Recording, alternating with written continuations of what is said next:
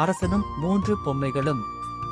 ஒருமுறை ஒரு அறிஞர் ஒரு மன்னரின் அவைக்கு 3 பொம்மைகளை கொண்டு வந்தார். அந்த 3 பொம்மைகளும் பார்ப்பதற்கு ஒரே மாதிரியாக இருந்தன.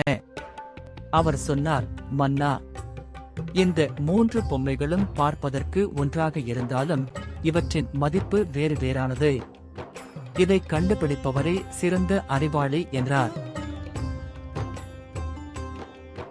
அவையில் இருந்த பலரால் கண்டுபிடிக்க முடியவில்லை. இறுதியில் ஒரு அறிஞர் ஒரு மெல்லிய கம்பியை எடுத்து சோதனை செய்தார்.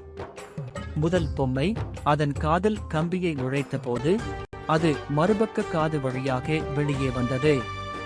இரண்டாவது பொம்மை காதில் நுழைத்த கம்பி வாய் வழியாக வெளியே வந்தது. மூன்றாவது பொம்மை காதில் நுழைத்த கம்பி நேராக வயிற்றுக்குள் சென்று மறைந்தது. இந்த கதையின் நீதி?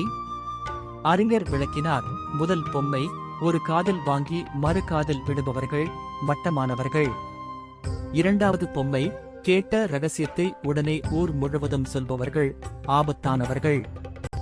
மூன்றாவது பொம்மை, கேட்ட நல்ல விஷயங்களை மனதில் பதித்து தங்களுக்குள் வைத்துக் கொள்பவர்கள் உயர்ந்தவர்கள்.